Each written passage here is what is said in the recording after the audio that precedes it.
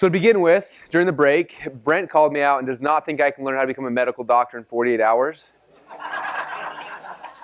But I am up to the challenge. I need a medical doctor who will allow me to practice on their patients, and I think I can prove it. So if anybody has a guy. No, but seriously, like, think about it. I tried to pitch him on this. So I don't think I can learn everything about medicine in 48-hour time, but I can learn everything I need to know to work with a client or a patient. They come in, I'm like, that looks really weird. I'll be back in a second. Look it up online, get the answer, come back in, hey, you got this. And he's like, well, you wouldn't know the dosages. I'm like, I go back to the computer, I type it in, I get the dosages. Like, anyway, Dr. Google. I just think that, like, the problem with schools, they try to teach you all this stuff. We're like, now I wouldn't say it about becoming a specialist, right? Like, I'm not going to go perform brain surgery in 2 days. That would probably take me a week or two.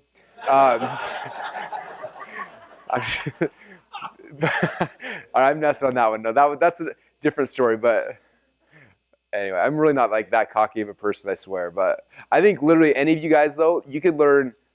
If you look at like the learning cycles, I can't remember who I was studying was talking about this.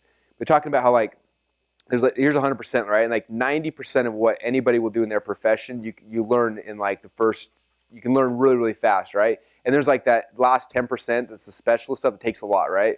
But the most of it, you can learn that initial 90% very, very fast. And if you want to become an expert in anything, you can do it very, very quick. Anyway, all right. So now we get to the fun stuff. Now we get to the tactical, the scripts and stuff. So like I said, we're going to start down here at the bottom of the value ladder. And I wasn't going to go up like this, but we only have Robbie for a couple hours. And so Robbie's stuff is awesome. And this is the high ticket stuff that a lot of you guys are wanting and needing. So we're going to go from here to here, and then we'll come back to the middle stuff. So, okay, so I'm going to start with the first two scripts. So the first one, I call this the Inquirer script. And do you guys look at my image? I was really proud of this one. You've got the 300-pound baby. So I call this the Inquirer interrupts because this is like the shortest script in the world. This is like 3 or 4 words, right? But it's the initial script you need to get somebody to take action. Okay. Especially when they're cold traffic or someone that's new to you, you have to be able to communicate to them in a very, very short period of time, right? We're down to our 9-second thing, right? We have a very short period of time to catch them. And so back in the day, we used to write these headlines that were super big. And I think you can write bigger headlines when people are on more of the product aware cycle, right? We're talking about the different levels. But initially, when we're trying to grab someone's attention, we have to be short, fast, and punchy. Okay, so if you look at probably the best example of that in the world, it's National Enquirer. Okay, I'm probably the only one in this room that does this today, but hopefully by tomorrow, all of you guys will do this. Whenever I'm trying to write headlines, I go to Google Images, I type in National Enquirer, and all these National Enquirers pop up. And I look at headlines. Okay, when we first launched our supplement, Neurocell, I had an 18-word headline. And I remember showing it to one of my buddies named Aaron Lilly. And Aaron's got a product. And many of you guys, when you fly on an airplane, you guys look at SkyMall magazine. You know in SkyMall magazine, there's that product that's in every single one that has this cream, and you put it on your mole, and your mole falls off? You guys seen that before? Okay, that's Aaron's product. He does insane numbers with that, and he's killing it. So he's one of my friends that's just making the most money I know in the supplement space. And I showed him my headline. I showed him my whole site, and he's like, the biggest problem, he's like, your headline's like 18 words. He's like, in this market, you've got like this much time to capture their attention. He's like, you got to think National Enquirer. He's like, this needs to be 3 or 4 words max. I'm like, crap, how am I going to do that? And this is what I did. I started coming over here and start looking at these. So I don't know how well you can see these. They're in your book too. But like, when you look at the headlines, like, these are awesome. Hillary Clinton adopts alien baby. Sarah Palin's dark secrets. John and Kate's $10 million divorce. Angelina walks in on Brad and Jen. Jamie Lynn pregnant again. Al Gore sex attack. Kim's a phony. Is JFK alive? Oprah, only 3 years to live. These are freaking good, huh? You think about these, the best copywriters on planet Earth work for the National Enquirer, you guys. It's one of the as sad as this is, one of the most highly read newspapers in the world. You guys realize that? I don't think there's any truth at all involved, but these headlines are amazing. And they're used when you're in the shopping, the stand with your grocery, you're walking through, they would like grab your attention, be like, whoa, what? You got to put it in, right? Okay, that's what's happening every day on the internet. There's all this stuff happening. People are shopping, they're buying all this stuff, and you have to be so big and so bold and so fast to grab their attention that just like them walking down the aisle, they're like, whoa, what? Are you kidding me? They got to pull it in and bring it over, right? That's what we call these Inquirer interrupts. It's a pattern interrupt. We're taking people from the 1,000 emails they get a day, from the 2 million banner ads they see, from the 50,000 blogs they're surfing on, from Facebook reading, a million different things and images and all this stuff that's happening, and you have to just, boom, interrupt them. Okay, Shiloh was asking me yesterday, 2 days ago, say, how come all the ads are ugly and they have red and yellow on them? Like, because you've got to grab these people and pull them away. She's like, well, I want nice ads that are browns and yellows. Now, you can do that, okay? But that kind of stuff happens over here. That's when we shift from direct response, shock and awe, we got to grab these people in. After they're in the front door, they're on your list, now we switch to like a branding messaging, right? When you're branding, you can do the nice stuff, you can do longer headline, all these other things you can do. But initially, point of sale, we are grabbing somebody. We got to basically, they're walking by, we got to grab them by the shirt, yank them over here and say, boom, come buy my crap. And then we start the process, right? And after they like you, trust you, attractive character stuff, now we can switch to nice ads, brands, all these other things. But initially, you got to think National Enquirer. That's how we suck people in initially, okay? Now, you want to see how this relates to internet marketing? So if you look over in your book, I got 3 or 4 pages. These are some of the highest converting banner ads right now running on the internet. And you'll see how these all look like National Enquirer type headlines. Okay, so when I started looking for our banner ads for our NeuroCell product, I was looking at all these. These are tons of ones that I found that are really, really good. So let me read some of these to you. 70-year-old grandma looks 40. Dr. Oz, better than a facelift. Learn how to naturally boost your free testosterone levels. Eat this, never diet again. FEMA ban, this is the #1 item to hoard. Do mole and skin tag removal creams work? Really work, yes. Make powerful healing water. Do you know 7 survival secrets? This device has grocery stores panicked. Texas man exposes fraud. Do you know 7 survival secrets? Gun grabbers hate this. Man cheats credit score. One simple trick, my credit score jumped 217 points. Banks hate this. You have these symptoms. You trust Obama. 3 things that repel women. You see how good these are? Like, you're on a news site reading the thing, you see this banner ad, you're going to click on it, right? And that's what's funny. All the people that are running the nice professional ones, look at the companies that are running them. The companies like Allstate, like things like that, who have insane advertising budgets and they don't care if it works. They're just trying to be everywhere. Literally, one of my old employees got a job for this company down in Utah, and he's an ad buyer for them. And this is his job. Every single day or every single month, a client will give him $10,000. And the only thing they ask in return is they want to know back, how many impressions did you get me for that much money? That's it. They don't ask how many clicks, how many sales. They don't even care. All they care about is impressions. So that's what we're competing against. People are just buying crap. They don't care. They're getting paid just to get impressions. So literally, he's like, all I do is I just burn their money. Because all they want, the only metric, the only KPI they have is how many impressions. Because in their mind, they're branding, right? They just want to put it out there everywhere. Those ones do not make money. I would be shocked if you found a single company that has a nice, beautifully designed banner that's working. Everybody I know who tracks their numbers to a T, this is what their banner ads look like. Okay? Yes? I'm talking about cold traffic who has no idea who you are. You're trying to grab them. After you've got them in your funnel, after they've joined your list, whatever that is, you shift the message. Now it switches to branding. For women, for us, for everything. Like if you look at our pages, typically, like, as ugly as they are, there's no branding, there's no nothing. We're trying to grab them, suck them in. And after we got them, now we shift to branding, because now I want to take that relationship to the next level. That's when we introduce attractive character, our sites look nice, the way we sell is different, use the funnel, all that stuff's different, because I agree. Because at that point, I'm not trying to grab them, I'm trying to build that relationship, and I want a warmer, better feel.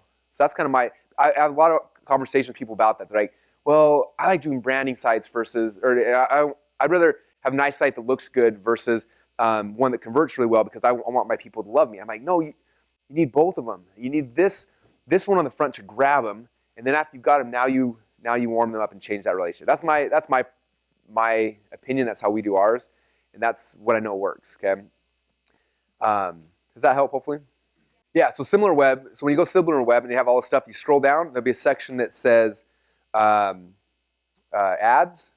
And it says show banner ads. You click on that, and it'll show you all the ads they're running.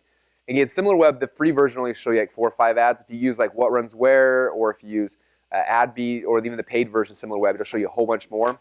And so these are ones that I pulled off that have been running for a long time, consistently, all those kind of things, where these ones all came from.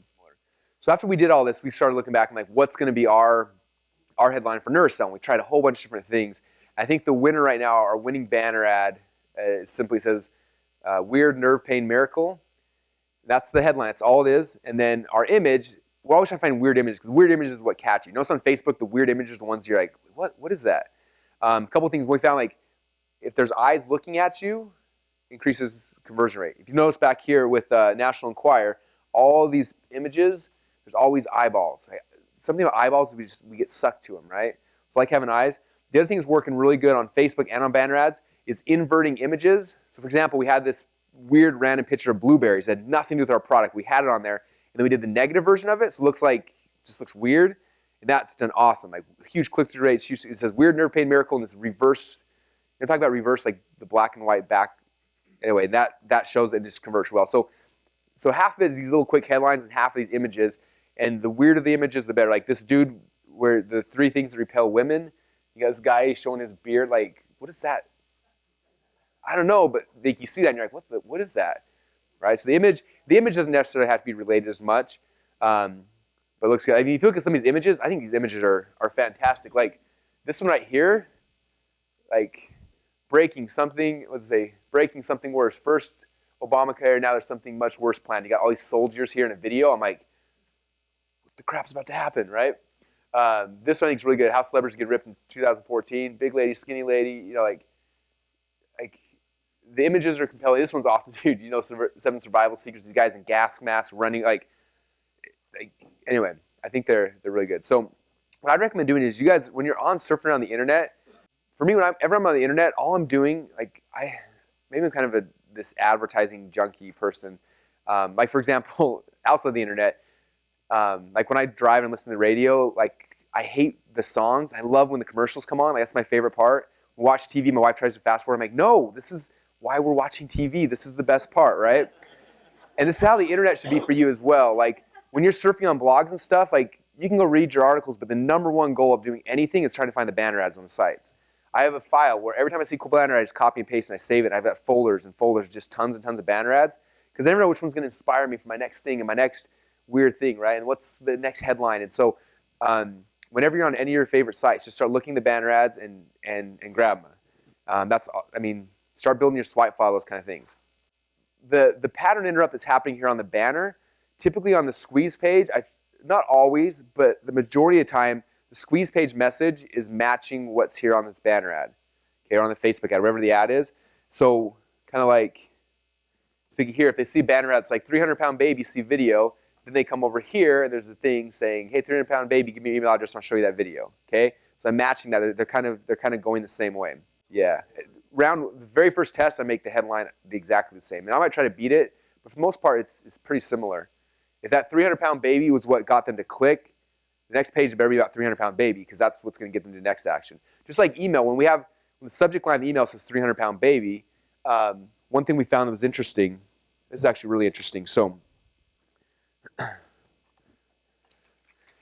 and you've probably noticed me do this in a lot of my emails sometimes. I don't always do it in my emails, my internal list, but when we're buying email ads, we always do this. So here's the email, right? Here's like the subject line. Subject. What we found is you typically have your email right here, and then in the middle, there's like the blue link, and then there's like more email, and there's blue link, and then your email, right? And before we'd always be like, we just put the website URL here. So we'd be like, hey, I got this really cool thing, check it out here, ... and then www.russelschool.com, and then blah, blah, blah, blah, russelschool.com, right? We did it that way a lot of times. Sometimes we have something, and this link would say click here. We did that for a while. And what we tested a little while ago that beat everything is whatever the subject line was. So if the subject line is weird nerve pain miracle, which is our control right now for all of our nerve cell mail, the text on this link is weird nerve pain miracle. Okay, so it's congruency. They saw that right now and it got them to open, and they see that again and it gets them to click. Because I know it was good enough that it got them to open. And I changed that to the text of the link is the exact same as the text of the subject line, dramatically increased click-through rates. Okay, then we took the next step, and we took that exact same thing, and that became the headline of the landing page, increased opt-in rates. Okay, because we found out what was speaking to them, what was the most important thing. So this becomes the same as these, becomes the same as this. Now, in some situations, you probably could beat it, but by default, step 1, I would just do it that way, and try to beat it from there. But step 1, I would lead with that. It's kind of cool, huh? All right. Any questions about the pattern interrupt stuff there? Okay, the same pattern idea, the same thing we're doing on our Facebook ads. Think about the Facebook ads you guys click on. Like anytime you click on an ad, especially in Facebook, like right before you click stop, take a little screen capture of it, because if it caused you to want to click, that's a good sign. It's probably a good ad. Every time I take an action, I'm like, wait, why did I do that? What gave me the emotional need for me to click on that thing? What was the reasoning? I love trying to figure that stuff out, and I'm like, how can I copy that? How can I do the same thing in my ads? Okay, so that's the very, very, very front of the value ladder script. Pre anything, we're just creating ads trying to get people to come over and click, right? Okay, so the next step now is after we got someone through the funnel, this is one of my lower end of the value ladder scripts, okay? I'm typically using this for if I want to have some kind of sales message on a squeeze page. Usually I just have a headline, but if I do have some kind of sales message on a squeeze page, this is the script I follow. If I'm doing a free plus shipping thing, this is the script I follow, okay? And that's about as far up as I go. If I'm selling something that's over free plus, I mean, you might be able to use this as well for like a $7 product, but if it gets more than that, I switch to the script we'll show you guys after lunch, okay? But anything of the bottom tier, this is the one that I use because it's quick, it's fast, and it gives me everything I need to have to be able to close a sale at a very, very low dollar amount, okay? I'll also use this a lot of times for webinar registration page, why they should register for webinar. So if I'm doing either trying to get them to opt in, to register, or buy a free plus shipping thing, this is the script, okay? And the script is very, very simple. It's the who, what, why, how. I'm going to answer these 4 questions, okay? So question number 1, who am I? Question number 2 is what do I have? Question number 3 is why do you need it? And question number 4 is how do you get it? Okay? So this is how it works in the real world. In fact, this is how I did it on DotComSecrets Labs. Hey, my name is Russel Brunson. Answer question number 1. Okay, question number 2. I got this really cool book I just created. It's called DotComSecrets Labs. It's 108 proven split test winners. That's what I got. Okay? I got why do they? This book is so awesome. Like if you look through here, it's got split tests for all of my favorite split tests. It's got this and that. It's going to show you this part and this part. And this book literally put my heart and soul into it. And the reason why you need this, if you don't know what to split test, you don't know what to do or what the first step is, the second step, this book will give you a guide that you can just use and just copy my best split test. Just look at them, copy them, and make money. Like I'm just basically giving you a cheat sheet, and that's why you need this. Okay, there's my why. And then how. This is how you can get this book. It's not going to cost you anything, completely free, but I do need you to cover the shipping and handling. As you can see, this is a huge book, super awesome. But if you cover the shipping and handling, it's just going to be $10. I will ship this out to you for free. And right here on the side, there's a button. Click on that button and fill out the form, and then we'll ship this out to you. Boom, that's how they can get it. That easy? Okay. Free DVD, I would do the same thing. Free whatever, automated webinar. I got this webinar coming up. It's going to be awesome. This is why you need it. This is how you get it. Just register on the form on the side. So the how is like my call to action. Where am I telling them to go? Okay. So that's the core message. Now, the other amplifiers you can add on this, and I didn't realize this till when I was preparing this whole thing. I was looking at all of our front end things, and the core script I've always used when I create my videos is the who, what, why, how. But I realized in like the DotComSecrets Labs, and you can see it really blatant, is I have that whole thing. That's the first message, and at the bottom of it, I have 4 closes that I use. Okay, the first close was the catch, because everyone's wondering like, what's the catch? Okay, and so with this, basically, because there's no catch, I say, look, everyone's wondering what the catch is. There's no catch. I'm not charging you continuity. I'm not doing anything sneaky or whatever. I'm just trying to get one of my best products in your hand. Okay, I explain, if there's a catch, I got to explain what it is. If there's not a catch, explain that there's not a catch. And then you have to give them kind of a reason why, like a because. I can't remember which book. Someone here, I'm sure, will know what it is, but I think it might have been Cialdini's or someone's. But he was doing a study in a college. They had like a drinking fountain in the corner, and they had this huge line of people behind them, and everyone's getting in line, and they're taking these drinks, and they wanted to test.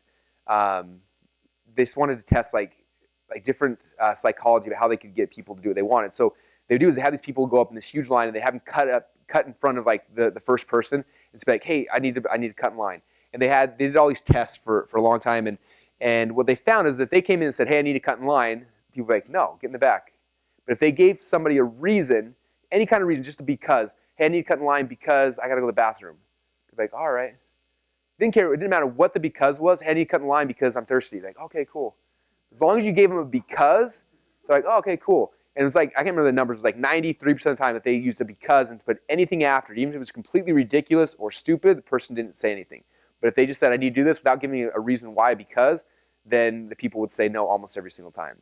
So there's a power in that. So my catch is like, this is the catch, or there is no catch. And the reason why I'm doing this is because of this, okay? I want them to know, it's like, oh, cool, Russell's doing it just because he wants to be cool, okay? Or Russell's doing it because he wants to make more money off me in the back end. Whatever it is, like you can literally tell him like, my goal is to give you this, you're gonna fall in love with it, and then you're gonna buy something really expensive later on. They're like, oh, cool, that makes sense. As long as you give them a because, they're gonna be happy, right? So that's the first one. Second one, especially on these low ticket things, there has to be some kind of urgency. These are impulse sales, right? Like, here's this free book, it's gonna be here forever, buy it whenever you want. They're like, okay, cool, I'll come back. You've gotta have some kind of urgency. So for us, we print 1,000 of these at a time. So I'm like, hey, we print 1,000 at a time. The first shipment went out and we sold out in 2 days. Second shipment we sold out in 3 days. We've got some right now. If this page is up, we got some open right now. I have no idea when they're gonna be gone, but when they're gone, they're gone. So click on the button now. Okay, automated webinar, this thing's happening this week. You gotta do it right now. Okay, squeeze page, this is available right now, but it's not gonna be available forever. Some kind of urgency you have to tie because it's an impulse sell. And impulse sales, if you don't have that urgency, you don't take them. Yeah, don't lie. And I learned this from Armin Morin, because I asked him, because he speaks at like 80 events, and every single time he had this great urgency. And I'm like, how do you do urgency when you're speaking every week and you're selling the exact same thing? Like, when people catch on? And he said what he does is he tries to tie it to something that's intangible so that people don't, you know, with us, we're lucky because we are printing. That's the nice thing about the free plus shipping stuff is that you're printing in, and for us, we really do runs at a time. So we can tie it to that. But if you don't have something like that, if it's digital or whatever else, what I learned from Armin that was awesome is that he'd always say, there's order forms in the back, and when they're gone, they're gone. When they're gone, they're gone. What does that mean? When they're gone, they're gone. But it gives you urgency without like lying, right? Like, I'm selling these books right now. When they're gone, you got to hurry. All right, when they're gone, they're gone. So that's what I use whenever I don't have something specific I can tie it to. It's just when they're gone, you better hurry. So it's very vague, but it works. Yeah, when they're gone, they're gone. I can't keep this online forever. When they're gone, they're gone. It's the because stuff, right? I need to get a drink because my wife is angry. All right, come on in. Someday I'm taking this offline because when they're gone, they're gone. All right, cool. Yeah, the FCC may shut me down. Did you guys ever, like, you guys know Kevin Trudeau? They finally got him after all these years. I remember we were in Mexico, my wife and I, and we're watching his infomercial. Man, he is so good. Like, if you want to watch like the best salesman ever, I wish he would have used his powers for good because, man, he was the best salesman I think probably ever.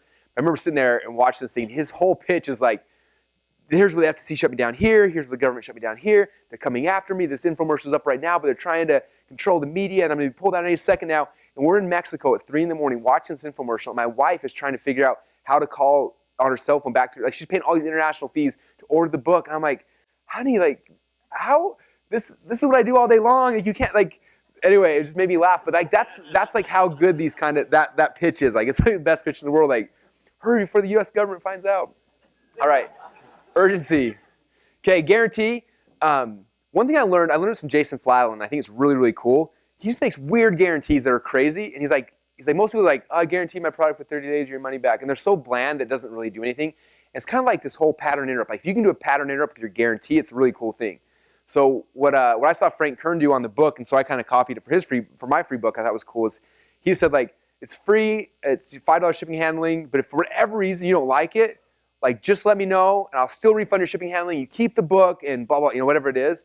I thought that was really cool. I read this one guarantee the other day where the guy guaranteed if you implement it didn't work, he would eat a cockroach live and post a video on YouTube. Like, just weird stuff like that. We were just like, just a pattern interrupt, so they understand there's a guarantee. Because most people will just gloss through that, but the guarantee is really powerful. So guarantee, and then if you're doing it like the way we do ours, I'm sure you've seen them before. We usually have our video here, our call to action here, kind of our sales letter, which is usually. Let me see. So when I'm like the DotComSecrets labs, when the way it's structured is this video is the who, what, why, how. The copy down here, I had a bunch of bullet points to kind of brag about everything that's in there. Then I went catch, urgency, guarantee, and then from Russel Brunson. And then the PS is like, hey, for all you guys who just scroll the bottom and want to know what the actual offer is, this is what it is again, and I recap the offer in like 2 sentences. So that's what the recap is. Because a lot of people are going to see this video, scroll to the bottom, and look right here. So I just flat out say, look, for all you guys who are scrolling, this is what the offer is, and just call them out. So if you want to look at how we do at DotComSecrets Labs, you guys can kind of just knock that off. But that's what the recap is. That's how we structure our pages for our free plus shipping stuff. Okay. And again, some of these things, like if I was in an automated webinar, you know, I'm probably not going to give a guarantee and a recap, stuff like that. Like, again, the core things is the who, what, why, how. The other ones on the bottom are things you can add to it depending on what you're selling, how you're selling, and stuff like that. Bottom value ladder make crazy guarantees because we're trying to get people in the door. Okay, if someone signed up for $25,000 coaching package, I'm not guaranteeing nothing because if I spend my time, my energy, my effort, and they don't like it, like I'm not giving the money back. That's why I spend all the time. So my guarantee shifts up as I move the value ladder, which is usually fine because again they know you like it. Like if they see value here, here, and here, you kind of weeded out all your tire kickers and the people that are going to be garbage down lower, and the good people are up here. And so my guarantee changes. Like our guarantee now in our high-end coaching, you got 3 days, right? You sign the contract, you got 3 days, and then it's done, right? And that's kind of how that's how most of you guys should structure things as well. Yeah, that's based on law. I think we have to do that. Yeah, you have 3 days in the contract. So our high expense. I mean, you guys know that paid expense stuff. You sign a contract, you got 3 days, and after that, it's done. So that's why initially, like if you look how we do it, you guys, as soon as you sign the contract, we send you something in email because that's officially when the clock starts. Coaching has begun. You've got the intake form. Boom, and the three-day clock kind of starts going. So, good questions. All right. Any other questions on who, what, why, how? If you guys are like need to make a sales video really, really fast, this is it. Get your iPhone out. Boom. Who, what, why, how, done. Put it up. Make some money really quick. It's just the fastest, easiest way to test something, get it out there. We use the script all the time, especially when we want to do something fast. Okay, the other ones I'm going to show you are really good, but it's going to take you a day, a week, a month to create the whole entire sales thing. This is one that's the fast, the easy. We pulled out of our pocket a couple times a week. When I'm doing a webinar, I'm doing an email, I use this. I use all sorts of different parts in my thing. I think John Carlton was the one who first showed me that process, who, what, why, how. And we've been using it for 5 or 6 years, and it's awesome. All right, so what we're going to do is right now we're going to shift to the top of the value ladder. I'm going to let Robbie come. I'm going to switch microphones. But while he's kind of coming up here, kind of a backstory. When we first started our call center, we had our, I think at the time when we first came, we had what, like 5, maybe 10 guys, 4 or 5 people. Robbie came up from Utah and started working with us and helped us take it from 4 or 5 people up to 60 people. It just was amazing. And then we shut the call center down.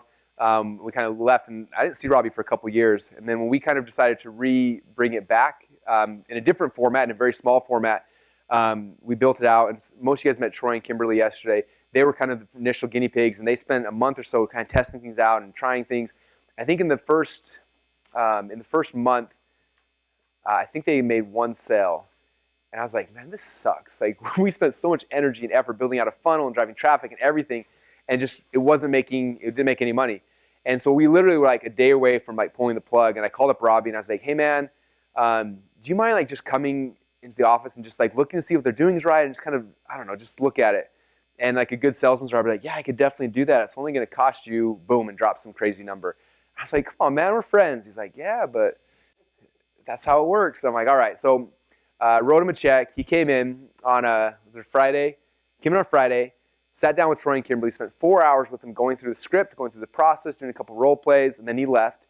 That was Friday. The next morning, Troy and Kimberly came in. It was a Saturday. They picked up the phone, and within 3-hour period of time, they sold $36,000 worth of coaching. And then I called Robbie back up, and he said, man, that was the cheapest money you ever spent. He's like, you should be paying me more for this stuff. And he was right. And then he came back like 2 weeks later, just more training with them.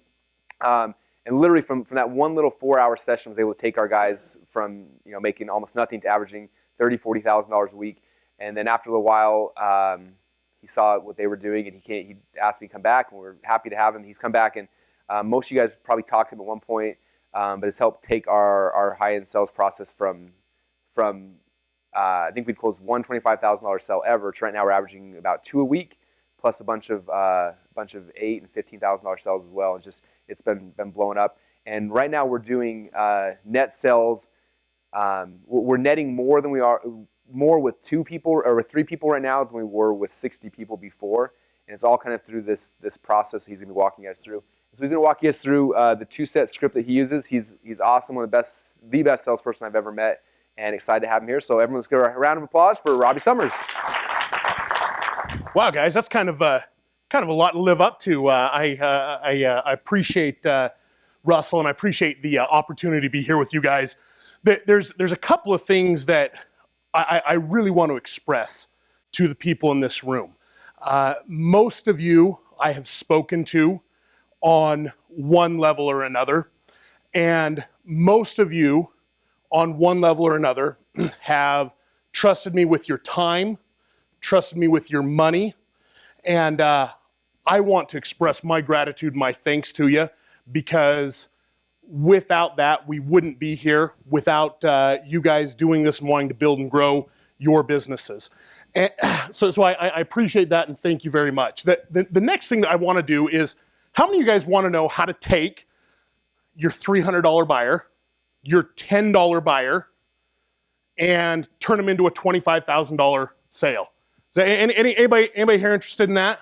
Okay, all righty. Let me, just because Russell likes the stick figures, I'm going to I'm going to just give you guys a quick little demonstration on why and how this works. If I've got my stick figure here, and if I asked you guys, if I was to put on my stick figure, what part of the body does emotion come from? The heart. Okay. So I've got my heart right here. Okay. And what part of the body does my logic come from? My brain, right? Okay. Where do you guys keep your wallets? Where do you keep them? Your back pocket, side pocket, right? Like, so let's say down here, I got my wallet, right? Which one's closer to my wallet? Is my emotion or my logic closer? Okay. And so the thing that we have to do with this, Russell told me, hey, Robbie, I want you to take, your 20 years of experience, your 20 years of knowledge, compress it into 30 minutes, and teach these guys everything that you know. And if I could just very, very quickly, the most important thing with doing a high ticket sale is making sure that the people understand the emotion. Now, you got to have the logic there too. You can't have empty air. You can't have an empty product. The script process that we go over, it generally takes about an hour and a half to 2 hours to go through the whole process. And unless your mic, one tempo, it took about 20 minutes. But that was because Russell set that one up. Okay, but the whole script process, within about the first 5 to 15 minutes of every single person that I have talked to in this room, 5 to 15 minutes, I know and understand that you guys were going to be sitting in this room, that you guys are going to be a buyer, that at the end of our conversation, that we're going to have a purchase, we're going to have a sale. And the reason is because of the emotion that we draw out of people. And the reason that we can draw the emotion out is because Russell's got the right funnel done, it's set up, but I could take all the time in the world and I could go through everything with the set script, everything with the closed script, and you guys all have access to that in the black box coaching area, it's all there. But the very, very most important thing, even when we get to finding credit, I was talking to, what was your name in the back? Yes. I was talking to Natasha on Thursday. Kimberly and I were talking to her, and Natasha said, you ask people how much they have available on their credit cards? Are you serious? I would never, ever do that. And the reason that you can find those questions out, the reason that you can get those things answered, is because the emotion is built with the people that we're talking to. And I'm going to show you an example, and I need a guinea pig, okay? Would you come up here, please? What's your name? Bonnie. Bonnie. Bonnie, I want you to imagine for just a moment, okay? You've gone through the process. You have bought 108 split test secrets from Russell, okay? And the next step in the process is they fill out an application with the opportunity to personally work with Russell. So what I'm going to do is I'm going to take 5 minutes and Bonnie and I are going to role play what would happen in that 5 minutes with our conversation. Ring, ring. Hey, Bonnie, this is Robbie with Russel Brunson's office. I got your application here, and I understand that you're interested in working with Russell Brunson. Is that right? I don't know that I said that. But Bonnie, did you fill out an application? Oh, I guess I did. I forgot. I must have been busy on Facebook and I forgot. Sorry. No problem, Bonnie. That happens all the time. Bonnie, as far as working with Russell Brunson and building your business, why are you interested in working with Russell? Well, I listened to his webinar and it just was really clear to me that he really knew what he was talking about. Just some subtle distinctions he said that just pulled it all together for me in a big way. And I guess if that's what he's offering for free, I was just curious, like what, working with him one-on-one could do for me. Sure, and that'd be pretty incredible to be able to work with him one-on-one, wouldn't it, Bonnie? It really would be. Bonnie, tell me a little bit about your business.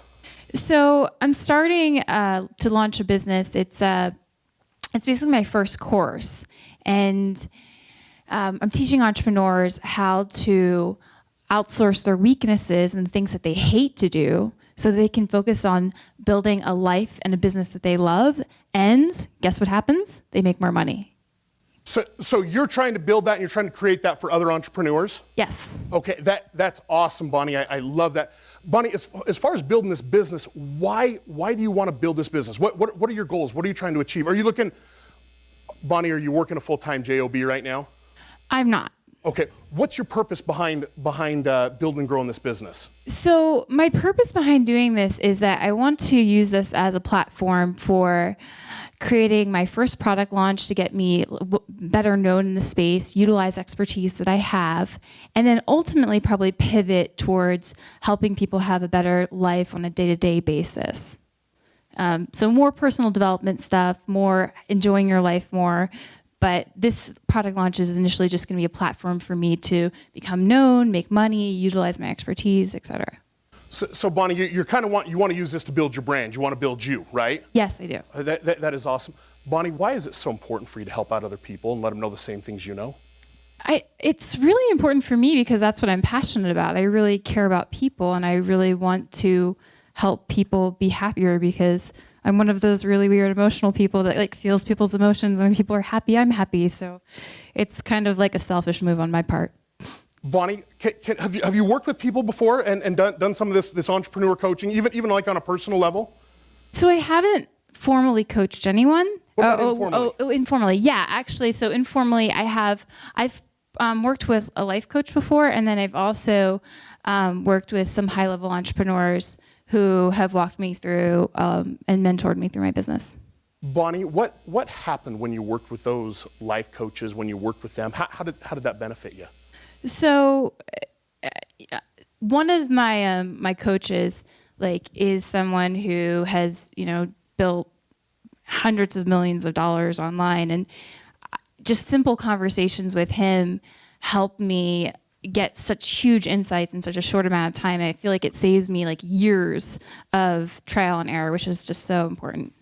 Now, and you want to be able to do that with other people? I would love. Ultimately, that would be great. So that's kind of your goal, kind of your vision, is to take those people that and do the same things that have happened to you, to be able to do that and help out other people. Yeah, that would be great. Is there anybody in particular you're wanting to help? In terms of my target audience, or do I like some people better than others? Target audience, or do you have somebody in mind that you want to help?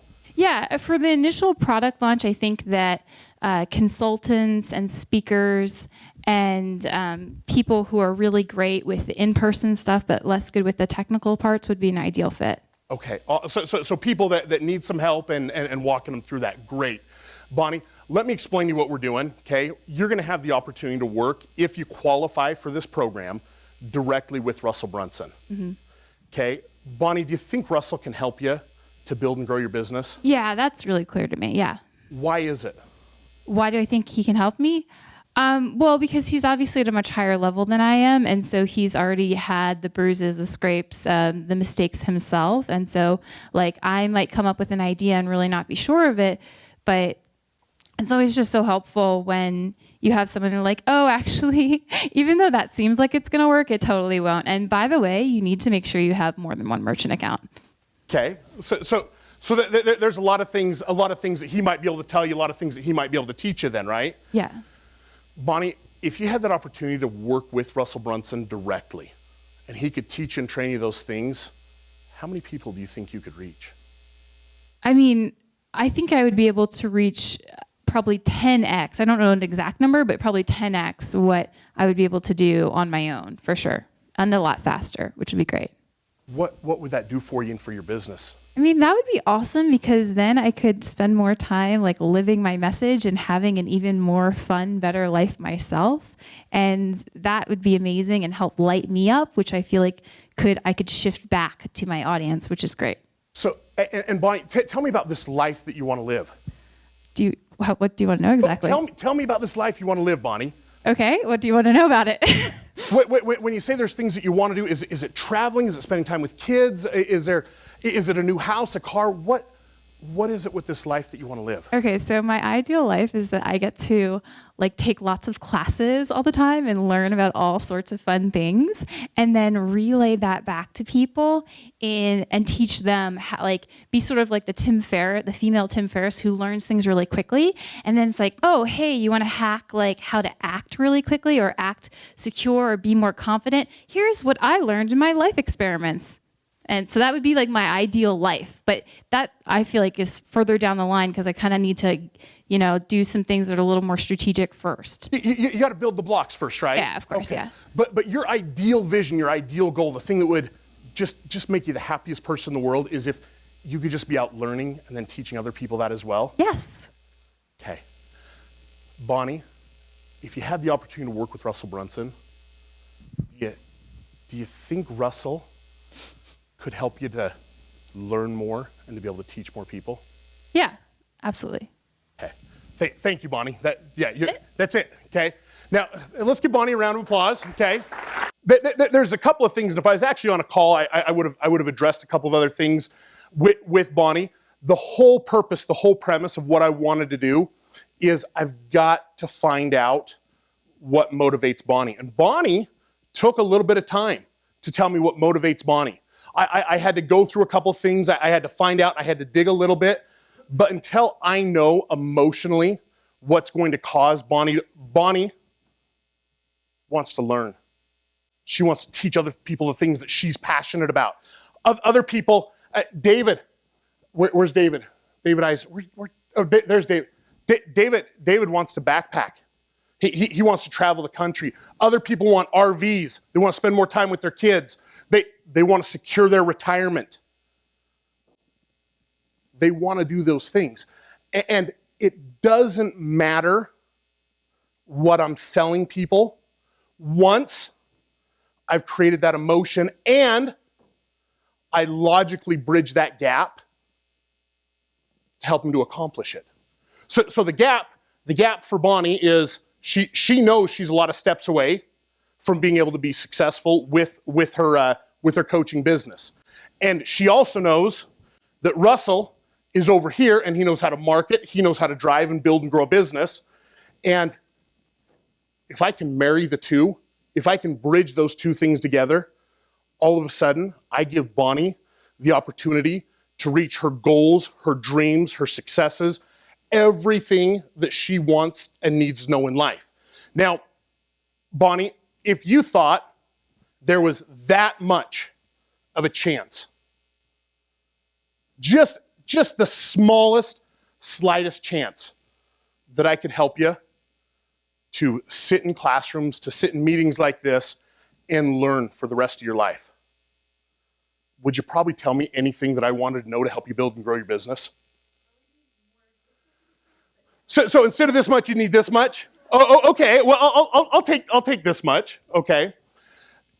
The process behind this is you have to, number one, you have to have a passion and a love for people.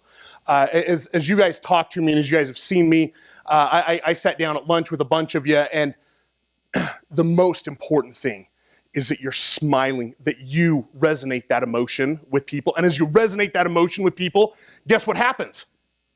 They feel it, they get excited, they want to be a part of it.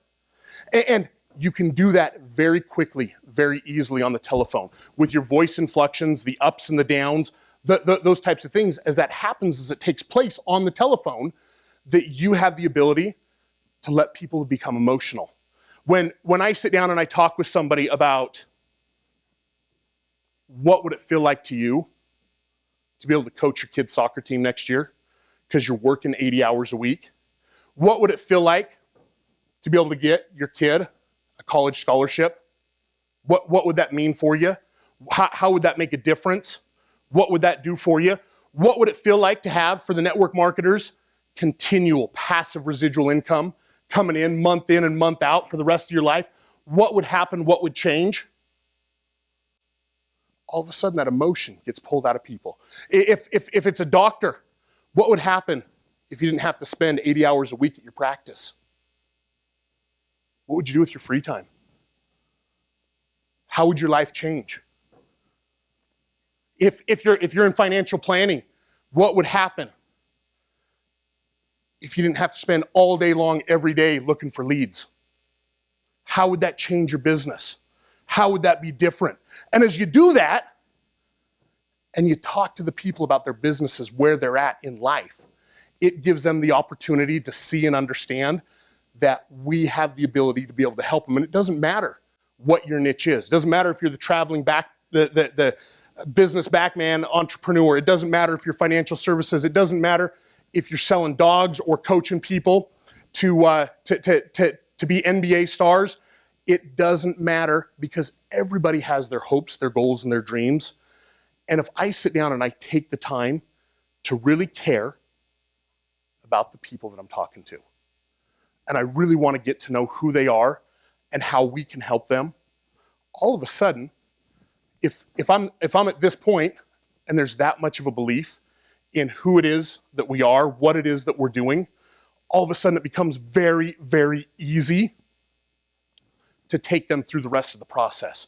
It takes some time to build that rapport. It takes some time to build that emotion. But once I've got that emotion built, Bonnie's going to go through the rest of the process. And maybe right now at this point, Bonnie's not ready to pull out her credit card and give me $25,000. But right now, Bonnie is emotionally tied into working with Russel Brunson. I brought it back into Russell. I brought it back into whatever your product is. And as I bring it back into them, as I tie it back into them, I have the ability to logically explain to you how you're working with me, how you're working with us, what our membership site looks like, how we're going to help you to drive traffic in. It's all about creating that emotion. Once you get to the point that you've got this introduction mastered, okay? Again, it's in your black box coaching. Once you get to the point that you get that emotion out of people, all you need past that is somebody with about a 4th grade reading level. Because all the rest of it, the scripts are there. It's very, very, and you customize it to your product, you customize it to what we find out where people are at, how much money they have, and then we find the best fit to help them to achieve and accomplish their goals. It's very, very simple to do if the funnel is set up correctly. Are there any questions? Does anybody have, Russell told me I had 30 minutes to take 20 years worth of experience and compress it down. If I could give you guys one piece of advice, get to know the people, find out who they are, create that emotion, and then just back it up with logic. The other thing with your call center, with your high ticket sales, the entrepreneurs, you guys, do not be the guys that are on the phone selling. Worst thing in the world you guys can do. Take that out of your mind, get it out of your heads, find people, we talk about it in High Ticket Secrets it's in the black box coaching, teaches you how to find the right person, how to walk through that process, find people. Do not be the person on the other end of the line. You're too emotionally attached to your product, you're too emotionally attached to what's going on, and all of a sudden you start talking about all these things that have all this logic, all these reasons why people need to buy, and all the reasons that people need to buy are down here.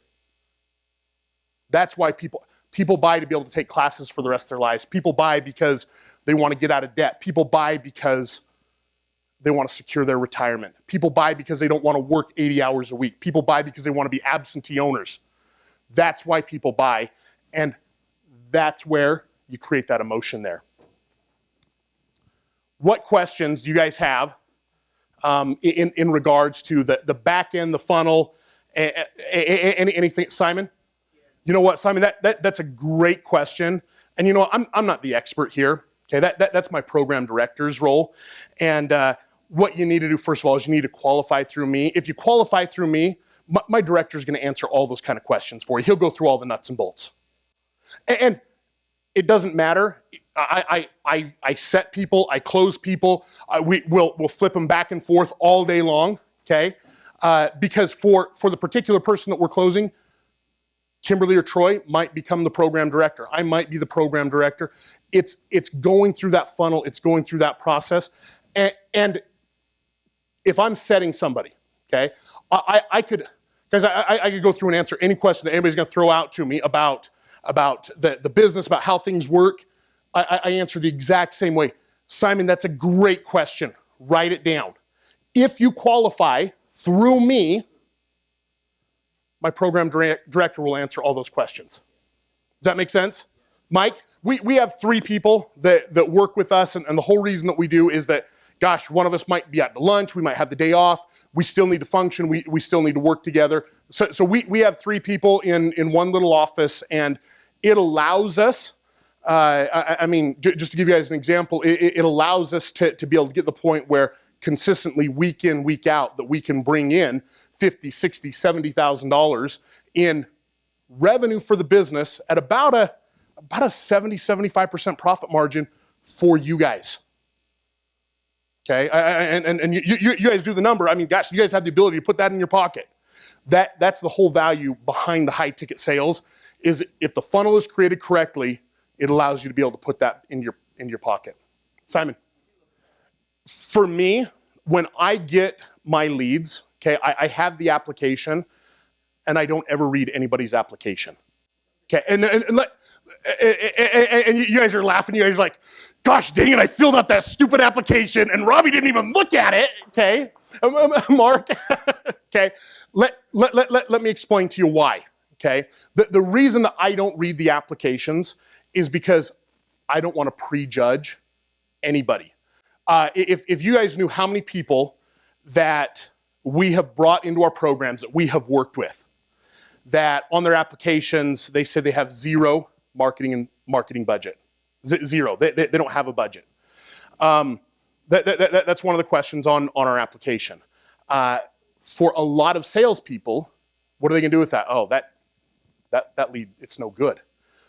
A lot of people don't understand and don't realize that they have the ability to use their credit to build and grow a business, especially if you're dealing with people that aren't entrepreneurs, aren't business people. And a lot of the spaces a lot of you guys are working in, you're dealing with people that are either biz op or they're not people that are normally accustomed to making large purchases, things like that.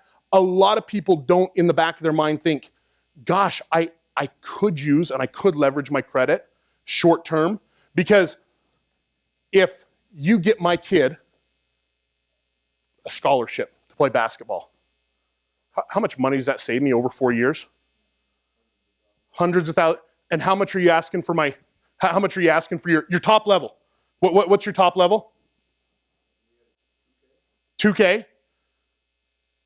I am not a mathematician, okay? That seems like a better deal, right? $100,000 worth of student loans or 2K on a credit card, okay?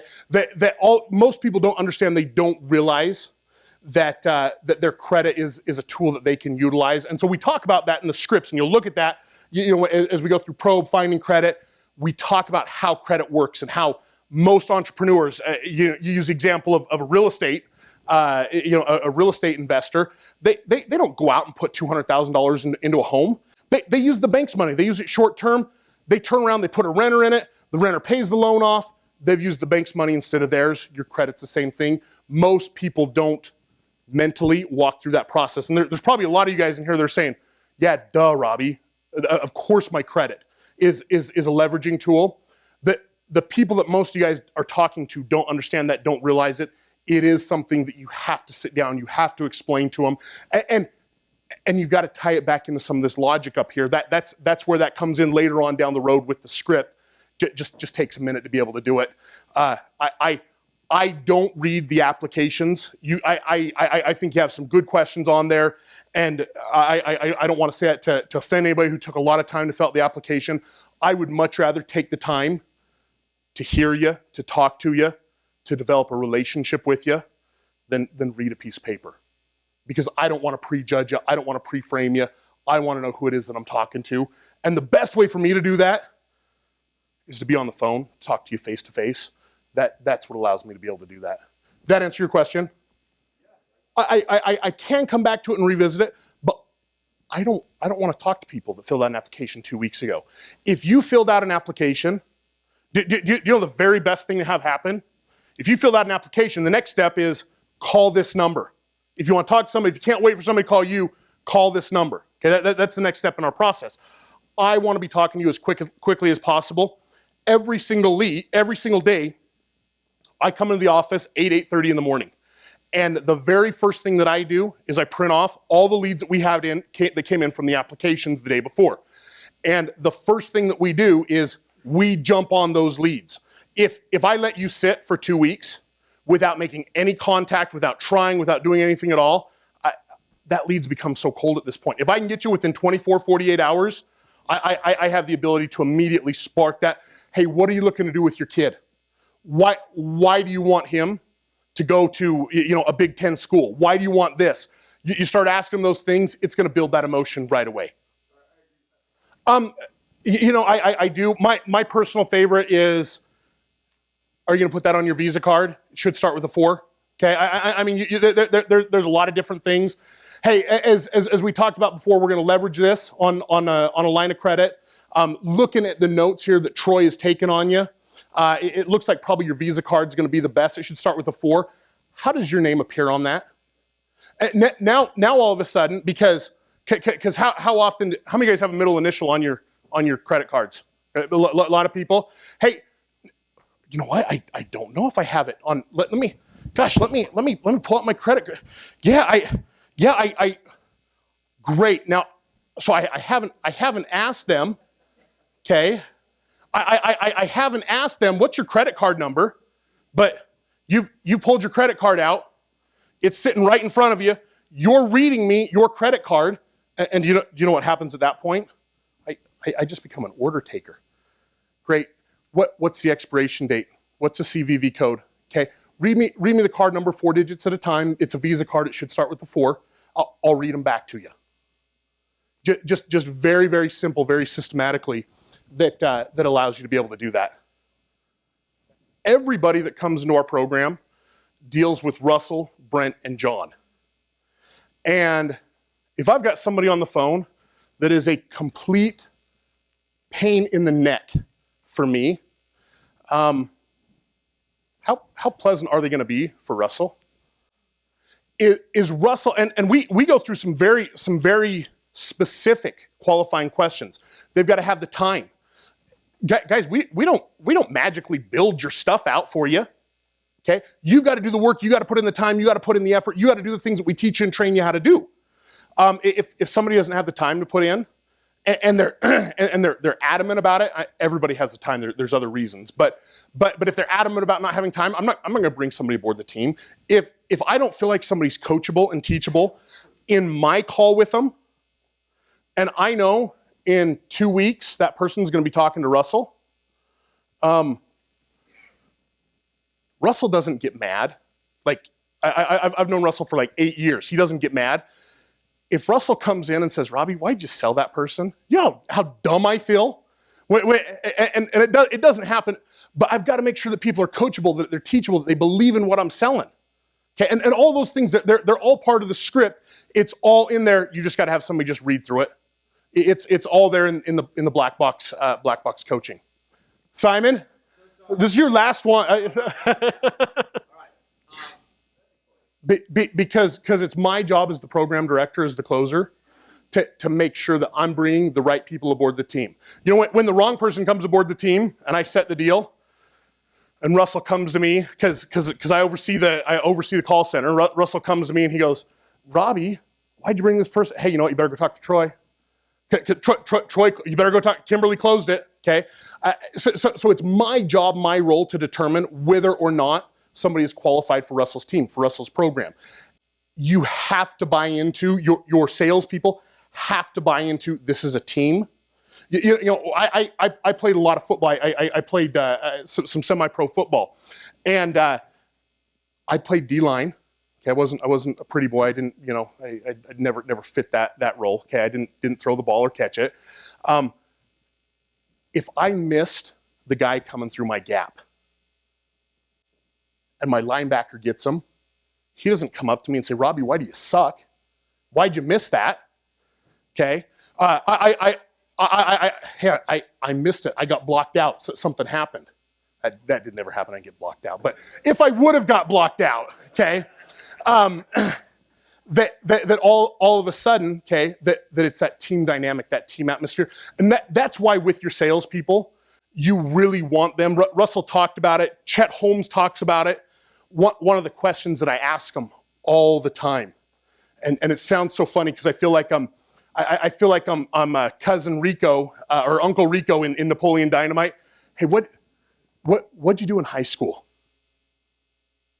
Okay, and not that I want to relive their high school experience, but I want to make sure that I've got somebody that knows how to work hard, that excelled in a sport, that was passionate, that understood how to work on a team.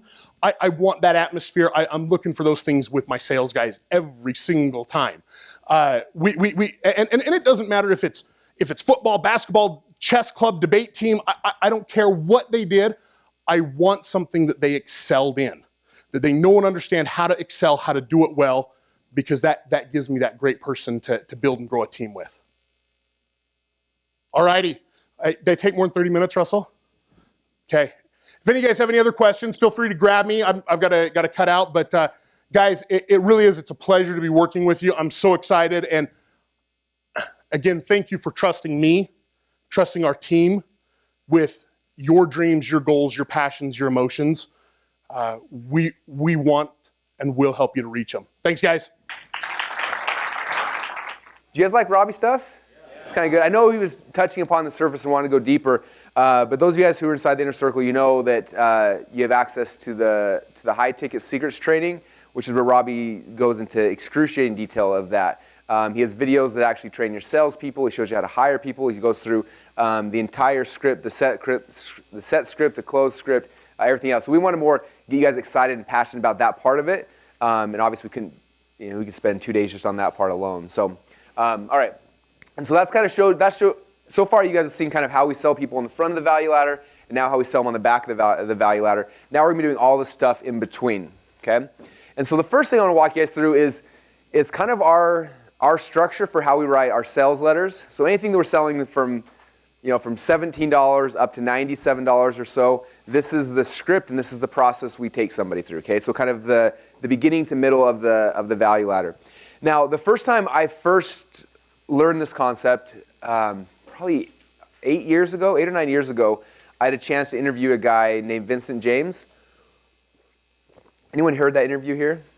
David Eisner actually has the interview in his backpack. He showed me yesterday. We sold on these little MP3 players, free plus shipping, and he still has the MP3 player. So Vince was amazing. He's a 28-year-old kid. He's older now, but at the time he was 28 years old.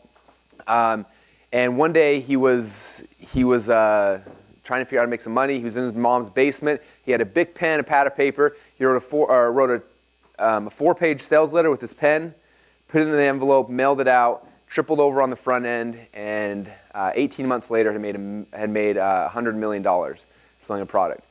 And just, anyway, so I had a chance to interview this guy for 6 hours. He told me everything. It was like one of the coolest things. And if you listen to the interview, it was like my first interview ever. I'm scared to death. I'm like a little tiny kid, asking this dude that made $100 million all these questions. And he was gracious enough to let me talk to him for 6 hours, going through everything. And it was really, really cool just to kind of hear and see what he did and everything.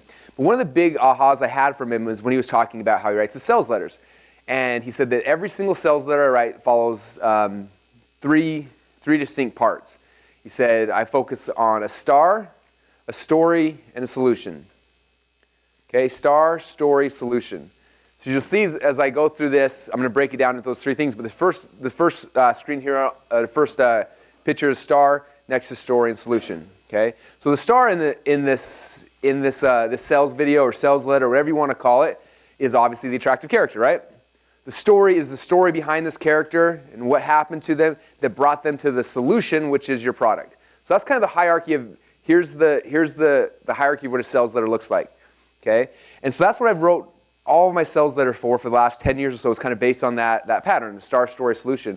And I never had more guidance really than that. And I just kind of sit down, and it took me years to get better and better and better at it. And eventually, I just kind of had this process that we do whenever we write copy. And because of this event and because of the book and because of everything, I've tried to break down and see what I do and why I do it and what other people do and why they do it and try to figure it out.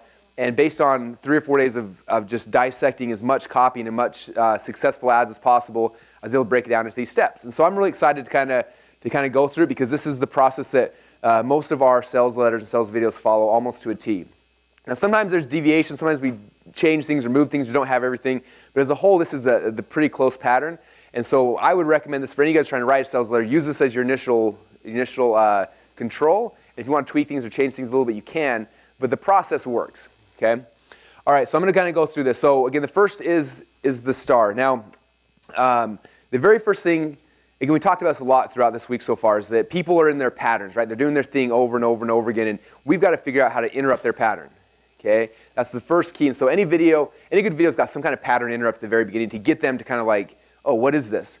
One of the ones that, I don't know if Agora Publishing was the first one to do it, but they're the first one that I saw do it on a big, huge scale, is you come to their sales video. The first is like this big red screen, and it's like, warning, this is controversial, da-da-da, and like, this video may be taken down at any time. It feels like one of those like warning screens, like you just walked in the wrong room or you did something wrong, right? It's like, and it's huge pattern interrupt. Like people are like, whoa, what just happened? You know, and it grabs you, and big pattern interrupt.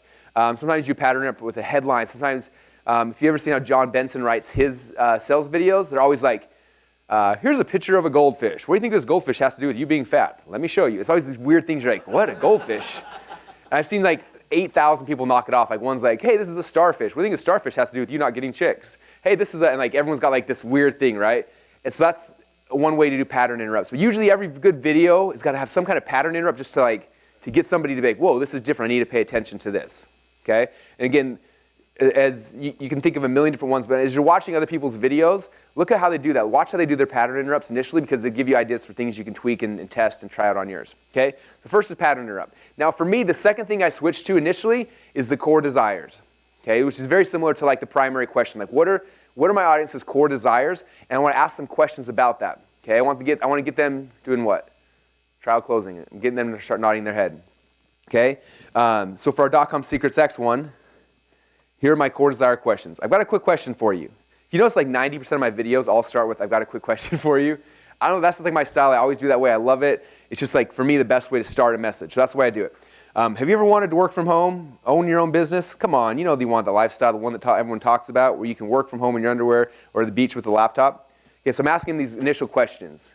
Okay, if I was in weight loss space, it'd be something like, let me ask you a question. Have you ever looked at that really good-looking girl walk down the street, and you're wondering why in the world she's got a six-pack and you're overweight, or whatever it is, right? Or for the guy, like, have you ever, like, the Truth About Abs, his kind of initial thing he's talking about. When I was growing up, I was like this kid who I used to go to the locker room and see all these people with their six-packs, and I never had one, and I was always jealous. Okay, and he starts asking questions like, do you ever feel like that? Do you wish you had a six-pack? Okay, so I'm always looking for those kind of questions initially, because I want them saying, yeah, I wish I had a six-pack. Yeah, I wish I had some more money. Yeah, I wish, whatever that thing that their primary question, their core desire, what is that thing? I want to start asking questions to get them saying, yeah, that's the issue I have. Yeah, that's the problem I have. That's the thing I want to solve. Okay? So that's the second place I'm going, is core desire questions.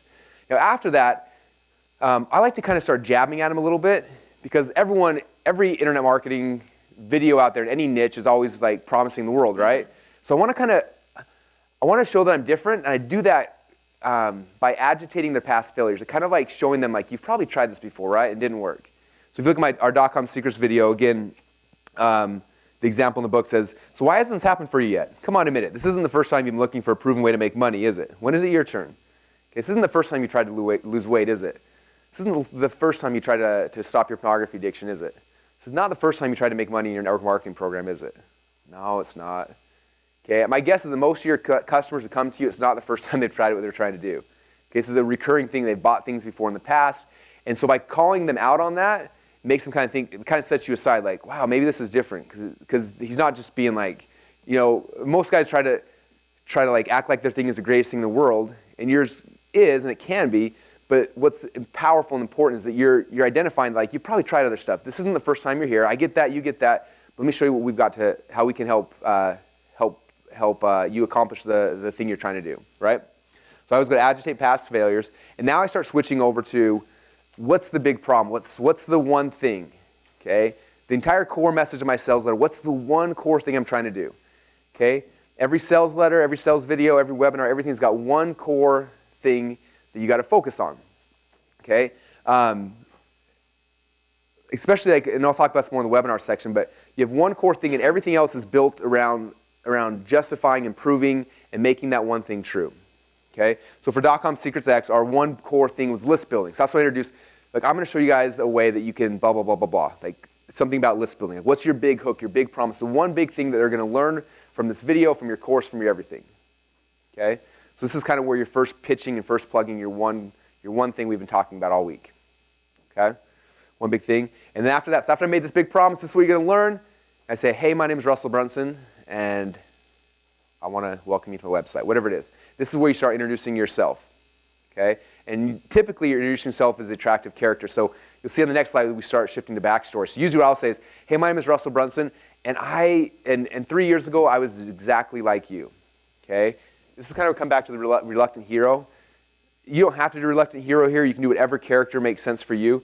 I usually go immediate reluctant hero here, just because reluctant hero is the one I think that most people emphasize, you know the word, empathize. It's a TH, not a P or an S.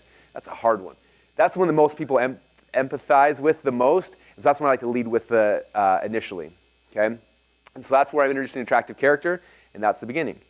Okay, now typically this is probably the first maybe minute and a half of my video. Okay, I'm introducing the star, and the biggest mistake I see a lot of people do is they start the video with, hey, my name is Russel Brunson, and I want to blah, blah, blah, blah, blah.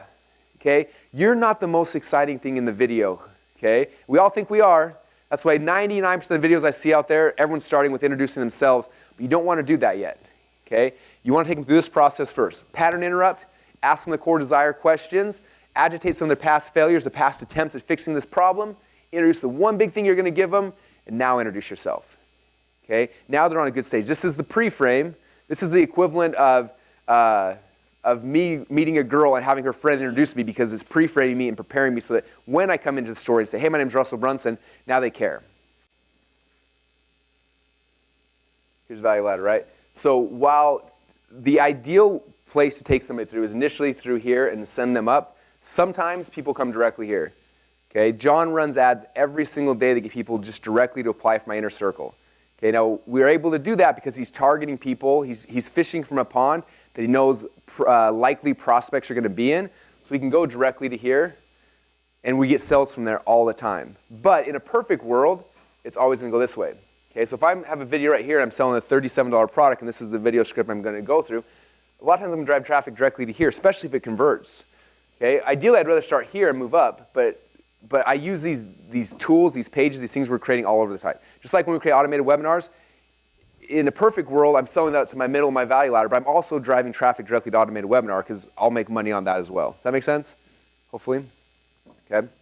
So that is the initial how we begin all of our videos like that. All right. Okay. Number 2. Now we transition over to the story. Remember, star, story, solution, and this is where it starts getting fun. This is the part where you start entertaining and educating, getting these guys all excited. So the first thing I do, I just introduced the attractive character. I told them that a couple years ago I was just like you, and then boom, now we switch to a point of high drama. Okay, I learned this initially from Dagan Smith. Every good story starts at a point of high drama. Yeah. Yep, same video. This is all weaving together into one thing. Yep. So Dagan was talking about me initially. He said most people start a story that's like, hey, so let me tell you my story. I was walking down the street, and then I got to the corner, I took a right, and I started walking down, and I saw the store, and I walked in the store, and I started to buy my food, and all of a sudden this dude jumps out with a gun and starts shooting me, right? Okay, now most people have lost interest by like the whole first half of your story. He said, if you want to tell a good story, you start with, I was looking down the barrel of a gun. The bullet was, I could see the bullet in the chamber, and the beads of sweat were dripping down my face. As the lump in my stomach started growing, I realized I'm about to die. Okay, start at the point of high drama. Then I can come back to the backstory and be like, 5 minutes earlier I was walking down the road, and da-da-da-da-da. But now I've hooked you, right? Think about the good movies. Good movies, you notice the first 30 seconds of a movie is usually the best part of the whole movie because they start on the point of high drama. If they can suck you in initially, they've got you forever. Okay, anyone here remember seeing the movie Cliffhanger, Sylvester Stallone?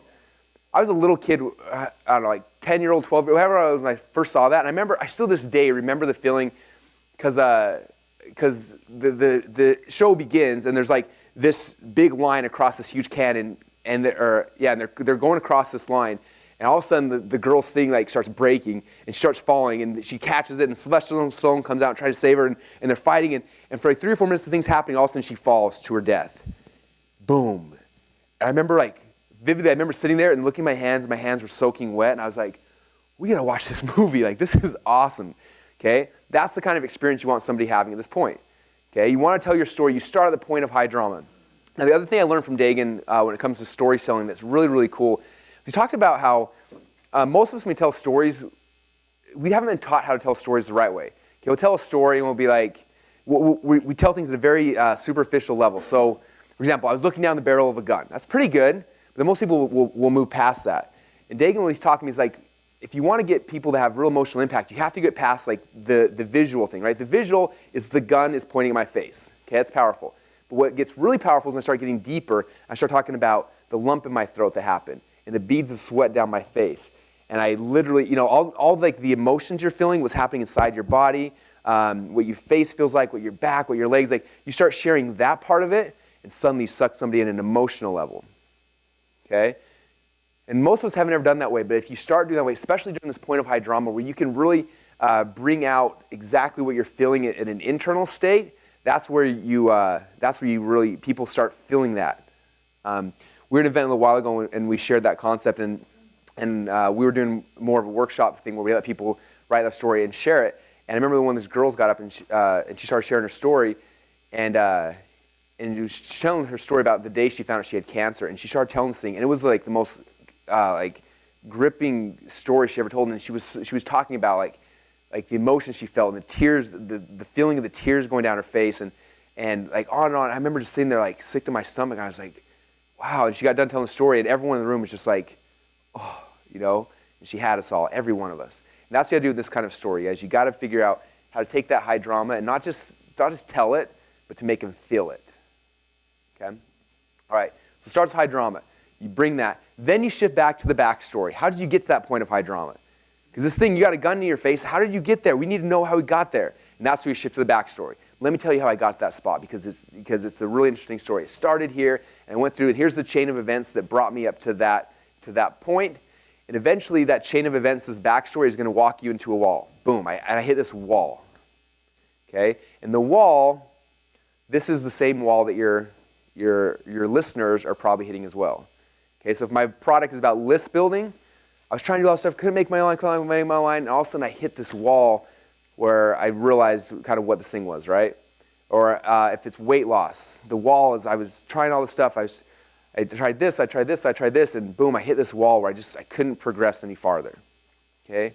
Because I'm guessing that if they're there watching that video right now, you guys, they just hit the wall as well, okay? The person with the pornography addiction, they see that video, they just hit the wall. That's where they're coming to me at. So I've got to meet them at the wall because their goal is to break through that wall. And if I can show them how I broke through the wall, they're going to have a little bit of hope, okay? So I bring them to that wall. Now the next step of this right here, after I brought the wall, I got to identify what's the real problem. I hit this wall and I realized that the problem wasn't that I didn't know how to make money online. The problem was that all the people who were making money online, they had a big email list. Everyone, I look at all the gurus, they all had email lists. And I was doing everything else they were saying, but the one thing that they were doing, I wasn't doing. Okay, that's for the list building one. For a weight loss one, I'm sure you guys could do that as well.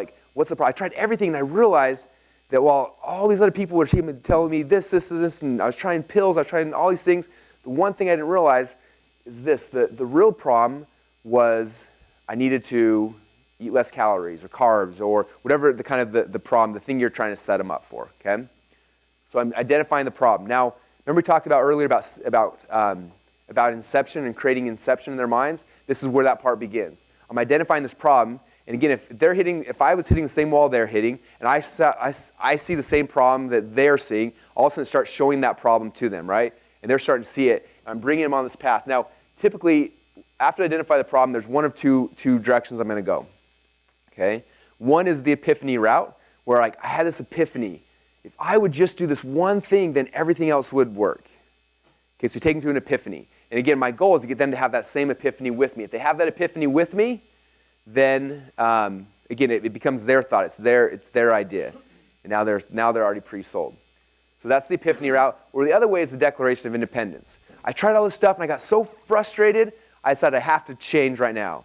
I have to lose weight. I have to make money. I have to stop my addiction. I have to do whatever it is. I'm making my Declaration of Independence. So either it's an idea they got, or they got so pissed off that they decided they were going to declare their independence. That's typically one of the two directions I take things. Okay? The epiphany is usually, the idea, or declarations I got so upset and angry I knew that I had to change today. Okay? And again, that's where they're at right now. They know that they showed up and they have to make that change as well. Okay, so that's the next step we take them. All right. So after you've had this epiphany, I had that epiphany, like I had to build a list, or I had the declaration, I have to lose weight. Okay? I made that state. I've drawn the line in the sand and I've stepped over it. Boom. Now I'm going on this journey. Okay? I'm going on this journey and I got to try to figure out some stuff. So the next part of my story is I start telling about the path I went on to find ultimate solution. So after I went through this whole thing and I realized I needed to lose weight, I went on this path. And so first thing I did is I hired a trainer, then a chiropractor, then an acupuncturist, and this is nothing. And I'm taking this path of all the things I tried that didn't work. I tried this. You guys probably tried this thing as well. I bought these ebooks, they didn't work. I bought these diet programs, took these magic pills, and nothing seemed to work. I'm taking them on this path until something worked. Okay? I'm going to tell them about my path to finding this ultimate solution, which in the end will be your product. Okay? But I finally had some success. I had a little bit of success with this one little thing. Okay? So what I'm showing them a little bit of hope. After all these things that I tried, which was probably the same things they tried, I had this little ray of hope. This is where this little hope came in, and I'm opening this little spot of light for them. Okay? And I start sharing, these are the first signs of success I had. When I realized that, I tried this thing and I lost 5 pounds in a week. That was the first time I lost weight forever. I tried this thing, I sent an email out and I actually made money. First time I ever made money with my list. I tried this little thing, I had a little bit of success. Okay? So again, that glimmer of hope. And now what I like to do is after they've had that little bit of glimmer of hope, now I like to start pointing fingers at the other people, right? Because after I had that little bit of success, that's when I realized it was never my fault. This whole time it was the weight loss company's fault. It was the big bad gurus. It was the big pharmacy companies. It was somebody, right? Somebody that your target market, who they also hate, right? That's when I start talking about the conspiracy, because everybody believes there's some kind of conspiracy. They believe they're fat because of something else. They believe they're overweight. They believe that they're unhealthy. They believe that they're not making money. They believe that whatever it is you're trying to sell, they believe that because they think it's somebody else. Okay, we all love conspiracy theories.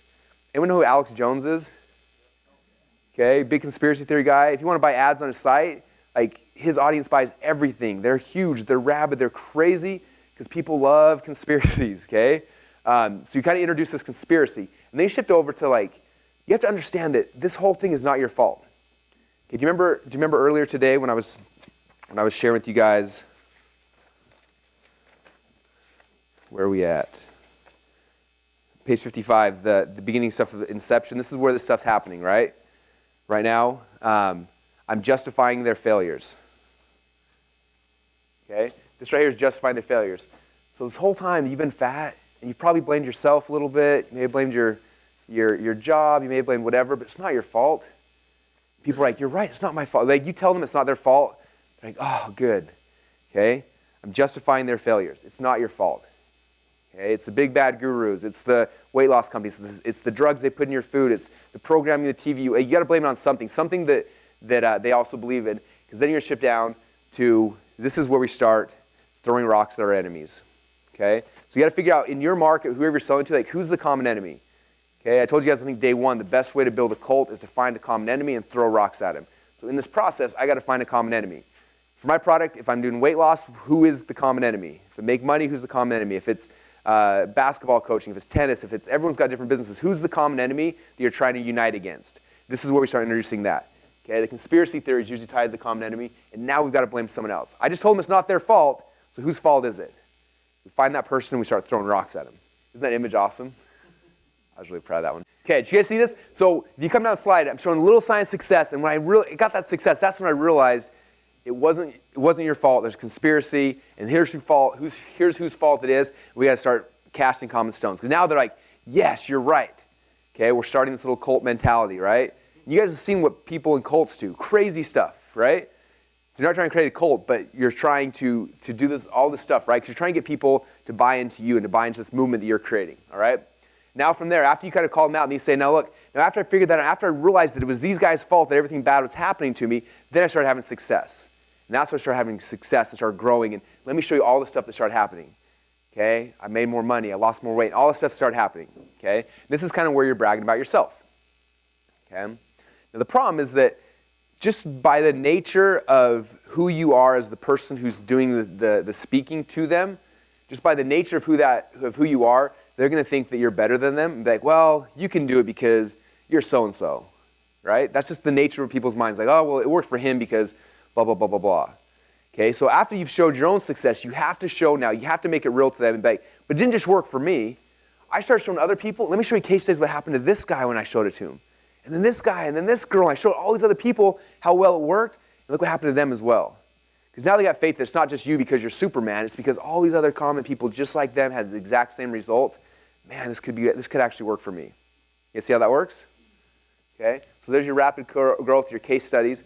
And the next thing I'd like to drop in here is the hidden benefits. And this is another one I learned from Dagan that I think is really, really cool, where I come back and say, not only did these people lose a bunch of weight, the other thing that I didn't even realize was going to happen, the other hidden benefits is that now they had more energy. I had more energy to play with my kids. I had more time. I was able to date better looking people. I was able to make more, like all these other hidden benefits that came because they made this change. And also like, wow, there's all this other cool stuff that's going to happen to me. Well, my goal is to lose weight, but I'm also going to get girls. I'm going to get money. I'm going to get all these other things, all these hidden benefits I didn't even know about. Okay? So you add those hidden benefits, and all of a sudden like, wow, this is even better than I thought. Okay? And that is the story portion of the sales letter. You guys liking this so far? I love this stuff. Okay. Then we transition over to the solution. Okay? So the solution now is your product, your service, whatever it is you're going to sell. So now we come back and we just, what did we just left off on? We just left off on hidden benefits. So now we come back. So because of all this stuff, we decided to develop, or I decided to create, or I invented, or whatever this. And this is the first formal introduction. That's why I created blah, sassy grass drink. This is why I created boom, whatever the thing is, right? This is the formal introduction to the product I'm trying to sell them. Okay, this is where the solution begins. All right? Now, as soon as I introduce a solution, so let's just say I'm going to use sassy grass because it's a tangible I can talk about. So here it is, right? Boom, here's the solution. Okay, there it is. Now I want to talk about the pain and the cost involved in that order for me to do it. Because I don't want them to be like, oh, cool, I can go find green drink anywhere. I want you to come back and start showing like, this is awesome, but I got to tell you, when I created this, it was so much harder than I thought it was going to be. It was really, really difficult. It cost me a ton of money, a ton of effort. I spent 20 hours a day researching and finding all the pain I had to go in to be able to develop this. It was a pain in the butt. I did it for you guys. That's why I did it, right? Because I want them to show that this is not some easy thing for them to create. Because if they think, oh, cool, I can just do that as well, then you lost them. You need to add this in. This is something I learned from Perry Belcher, adding in the pain and the cost associated with the development of whatever this solution is. Okay? But then you switch back over to the happy part. But the cool thing is that now that I have this thing, now that I've got sassy grass, I can I can become healthy so much easier. Now I start introducing the ease. This is so easy now. And it's so fast now that I have it. Okay? So it may have been costing me a ton of money, a ton of energy, but now I can get all the same results super fast, super easy, boom. Okay? Now for me, this is where I start introducing some of the benefits. Now you guys know how I feel about bullet points. I'm not really a bullet point thing, but I do believe in introducing benefits. And I call these so benefits because most people screw up when they say benefits. They're like, one of the benefits is that the sassy grass is really healthy. That's a benefit, right? Who cares? So I got to add so after it. This sassy grass is really healthy. So because of that, I can blah, blah, blah, blah, blah. Okay? This sassy grass also does this, and this, so I can do da, da, da, da. Okay, the so, the little magic word so in there in the middle, that is the word. Whatever you tie after so, that's the magic of what makes a benefit powerful. Okay, every time I look at someone's letter and they have these benefits, I always have to tie, as soon as you add so to it, it just makes it magic. It switches it from being this like flat, stale thing to this magical thing, okay? I usually do 3 or 4 so benefits. I don't do a ton of them, but I like having a couple of them in there. Then from there, I transition to social proof, okay? So I show them the benefits of this. Now when I took the solution, I gave it to Julie and she loved it. I gave it to Micah and she loved it, and this person, and here's a bunch of other people that liked it as well. It was really awesome. This is why I like. So more kind of case study stuff, but more on the testimonial side, more the social proof side. And then, after social proof, now this is where I make the official offer. This is when I say, so I want to give you guys a chance to try your very first bottle of Sassy Grass. This stuff is awesome. Okay, so I make my first official offer. Okay, this is where usually I'm going to come. I'm going to say this is what I created. Boom, and then I'm going to start trying to build value. Okay, this is like if you look at a webinar, this is where you start saying, I'm going to do this, and I'm going to add things, and I'm going to give you bonuses, and I'm going to give any of the extra things you're going to add in to make the offer a little bit better. And I would be very careful that you don't take away from the one thing, okay? The one thing is still the core thing, but you can build value by like, I'm also going to give you this and this and this, but don't spend so much energy on that because I do not want to take focus off of the one thing. Any of the benefits and the value I'm going to add need to strengthen and support the one thing. It can't be like this whole other thing because then you have to explain the new thing and all this stuff. I want it... like for example, high ticket secrets, like the product is high ticket secrets, we help you do this. Okay, then my adding value is, and I'm going to give you guys all of our sales scripts. And I'm going to give you the video training where Robbie trains the guys. And I'm going to give you the ads we run to find new salespeople. And I'm giving some quick things that strengthen the initial sell. But I'm not saying, and I'm going to show you guys how to drive traffic. Okay, because it's like, wait, what? How, it's completely different. I just want my value add to strengthen the one thing that this whole message is tied around. Does that make sense? Okay, so adding value. Then I introduce the fake price. If you add up all this stuff, it's going to be $10 million. Now I know you guys are going to be like, I feel like a used car salesman, Russell. I don't want to do that. And I get that, but if you want to make money, you have to be okay doing that. Okay? You normally say, so right now the product is this, plus I have to give you all these bonuses. The total value that's going to be, and boom, I got to give them a high price. And the reason why is I have to anchor that price in their head. I have to show them that this is actually worth this much. Because they're not going to pay me $37 if they think it's worth $37. But if they think it's worth $1,000 and I sell for $37, they're going to buy it all day long. Okay, so I have to anchor that price, a bigger price in their mind. And as cheesy as it sounds, I remember the second time I spoke from stage, I was embarrassed about doing this, and so I didn't, and my pitch was even like, I'm not going to do that cheesy thing when people do and jack the price up and bring it down. My price is $1,000. And I tried to sell, and I got 0 sales. Humiliating. I literally walked off the side, snuck out the door, and ran up to my hotel room and stayed the rest of the event because I was so embarrassed. Okay? I would rather do a little cheesy stuff and make money than not make sales and feel embarrassed. Okay? So it's okay to do that. Is that all right? Okay. Introduce the fake price. Now after you introduce the fake price, then we come back to the if-all statements. And we're going to talk about this in the webinar section as well. But the if-all statements are really, really powerful because I just gave them this price, this high-ticket price. Now I need to justify that price. So what I do, because most people, they share the high price and like, oh, but don't worry, I'm not going to sell for that. They get nervous, right? I can't get nervous. I have to stand on my ground and say, okay, here's the price. Now, obviously, I'm not going to charge you guys that, but before we move on, I want to ask you a question. If all this product did was help you to blank, typically, first one is something that helps move towards pleasure. All this thing did is help you to finally live in the house of your dreams. Would it be worth it? People would be like, yeah, that would be worth it. Cool. Now, if all this thing did was give you the ability to finally fire your boss away from pain, I'm not sure if they're a pleasure or pain person, so I want to touch both of them. If all it does help you to fire your boss, would it be worth it? Yeah, it would be worth $1,000. If I could fire my boss for $1,000, that'd be awesome. Boom, I got him. Okay? Now that price I gave them, that price is worth it to them. Okay, so the if-alls are right after I do the price hike. Then from there I say, okay, now I'm going to come back, and that's not actually the price, as you know. I'm not going to give it to you for $1,000. I'm not going to give you $500, not even $100, because I care about you guys. I'm going to give it to you for just $37. It's going to be awesome. Okay, I reveal the price. Now I come back after that and say, now a lot of you guys, even at $37, you're gonna be nervous, and I get that. There's a lot of scam artists on the internet, so I'm gonna do a really cool guarantee. So I wanna make sure you're successful with this, and I wanna make sure that you take that leap of faith with me. So I'm gonna give you a guarantee. The guarantee is you can test this out, blah, blah, blah, blah, blah, whatever your guarantee is, right? Boom, now they got guarantee. Now I gotta start injecting some scarcity, because the guarantee made me feel really comfortable, like, okay, cool, nothing bad's gonna happen.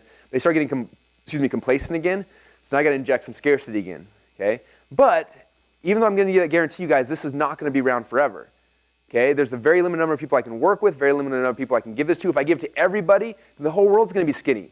Okay, we can't have the whole world skinny. We need some bigger people, right? Whatever your scarcity is, right? It's those liberals. If we give sassy grass to everyone, the liberals are going to feel great. Then we're screwed, right? Okay, so you got to inject. So because of that, we're only giving it to the first X amount of people, or when they're gone, they're gone. I can order 1,000 of these at a time. It takes me 6 weeks to get new stuff in stock. So I have some in stock now. When they're gone, whatever it is, right? We inject our scarcity. Now you got some scarcity. Now what I want to do is this future pacing stuff I talked about earlier. Before we go on, guys, I just want you to imagine what your life's going to be like when you and your kids and your husband and everybody is drinking sassy grass. Okay, they're drinking it, they're feeling more healthy, they're feeling happier, you have more energy. When you wake up in the morning, you don't feel tired, but you're excited about the day. You make more money at work, all these other things. Just imagine what it's going to be like. It's not going to be awesome. It's way better than you're at right now. We can get you there, I promise you. So just imagine that for a second. Okay, now after you've imagined that, go down and click the button to order. Okay, give them the first call to action. Go and click the button and order. Now, after I've told them to go click the button and order, there's going to be people who are starting to click. And there's a lot of people who are still kind of sitting there. So what I like to do what we call post-selling. So look, we see you guys are going to order now. For those of you guys who already ordered, I want to tell you what to expect now. Okay, so now, if they haven't ordered yet, I'm kind of excluding them. Like if you haven't ordered, if you just started the order process, let me tell you what you're about to experience. So they kind of also feel like they got left out. And you're like, okay, so this is what's going to happen. When you get in the members area, the first thing you're going to see is this. And then you're going to learn this. And I'm going to show you this. And all these kind of things. And they feel like they missed out. They haven't started signing up yet. And they're like, oh, man, I need to get in. Okay, and the people who have started the process are like, oh, cool, this is the cool stuff I'm getting. Okay, so I like to speak to the people who are already ordering the product. Okay, this is what's happening. All of a sudden, they're like, oh, man, I need in. Okay, and then from there, I switch over to the takeaway. Okay, because I come back. I just told about everything that's happening. And then come back now to all these people behind me like, hey guys, this is the deal. You're still sitting here, you're still on the fence trying to wonder what to do. And my favorite takeaway pitch, I use it in like half my sales letters. I learned it from Johann Mock, but he goes, look guys, this whole process is not about me making any money off you. Okay? I don't care if you buy this thing or not, it does not matter to me at all. Okay? Whether you buy this or not, I am going to be making a ton of money. I'm going to be eating steak and sushi, living the dream life, doing whatever I want. It doesn't even matter. It's not about me. Okay? But tomorrow, if you don't buy this, you're still going to be broke. If you don't buy this tomorrow, you're still going to be fat. I got a six-pack. I feel healthy. I feel great. It doesn't even matter to me. This is about you. Okay? And I got to warn you, this is not going to be here forever because I'm helping people right now, but I got a lot of stuff I got to do. So this is here now. It's on the table. It's going to be gone soon. So that's my takeaway selling and my warning. Okay? And then I close with a reminder. I just want to remind you guys that when you sign up today, you're going to get access to blah, blah, blah, blah, blah, blah, blah, blah, blah. So click on the button now to get started, and I'll see you on the next page. Very cool. So this is a tool, you guys, I hope you can use a lot. Literally, I would recommend keeping this book on your desk all the time. And when you sit down to write a sales message, really just open it up and just be like, okay, boom, what's my pattern interrupt going to be? All right, what's my core desires? Boom, boom, boom, boom. How am I agitated past failures? Boom. What's my big problem? What's my one thing? What's the big problems? Boom. Can I introduce myself? And you go through, boom, and just keep going through. And literally, this is the script I follow, guys. I've been spending in my head forever, but now it's kind of out on paper. And I went from taking, on average, a week to 2 weeks to write an entire sales letter to now I can usually do it in 2 or 3 hours. And now having, this is, again, we just created this last week. Now I have this, I think I can just speed that process even more. Because it was me every time trying to remember, like, what's the next logical step? Okay, now I'm going to start casting stones at people. I was doing this, but now that, again, for me, enough else, this tool is awesome for me. But I think it's something that'll help you guys crank out copy really, really fast as well. Yep. This is a front-end video sales letter for somebody, for a new thing. So the next page, turn your page over, the next presentation I'm going through is the OTO. The OTO script is completely different, even if the product's exactly the same. So if I'm going from a free plus shipping, and my first upsell video would never be this. This is a front-end video where I'm driving traffic to this front-end video. Because you're 100% right. If somebody's bought a free plus shipping offer, I don't need to go through this whole process with them. They've already said the first yes. The second yes is a million times easier. And so we'll just jump right into this because the question, so you set me up perfect. I appreciate it. Yeah. No, but you are 100% right. And I relearned this lesson recently. We did an offer, and I had my front-end thing. It converted great. And then the upsell, I had the entire sales video like this, where, I'm reselling everybody on the whole thing, and it bombed. I was like, what's going on? And one of my friends, luckily, Tim Irway, he bought the thing, and then he saw the thing, and he emailed me. He's like, man, this is awesome. He's like, but your upsell video sucked. I was like, what do you mean? He's like, well, it was a good video, but he's like, I already said yes, man. He's like, I just needed you to push me a little bit to get the next thing. I was like, really? And so I went back and I started looking at the videos that were successful and the ones that bombed. And sure enough, I found this really cool common thread. The ones that were successful all followed this script right here. Okay? So this is our upsell script. So if you're going from free plus shipping to your next thing, or you're going from the $37.97 product to the next thing, whatever it is, this is the next thing script. Okay? It's the OTO bump. It's on page 83. Does that make sense what he's asking, guys? Do you all get what he's saying? Okay. So if I... It just takes 5 minutes to get someone to buy something. Yeah. So here's my free plus shipping, or here's my $37 to $97 product, or here's my $19.97 webinar, whatever it is. There's a script for this. That was the first script, the who, what, why, where. This was the script, Star Story Solution. This is the webinar script we'll be doing next.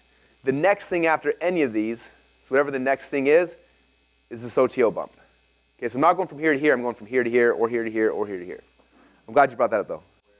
Yep, so who, what, where is like this, is this script for free plus shipping, or dollar trials, or very short, low barrier of entry purchases. Exactly, yeah. So that's what my who, what, why, where script is. When I will go a little more expensive to like the $37.97, even $197 range, I'm using the Star Story Solution. And I go high ticket, anything from $500 to $2,000. I'm doing the webinar script we'll be covering next. Cool.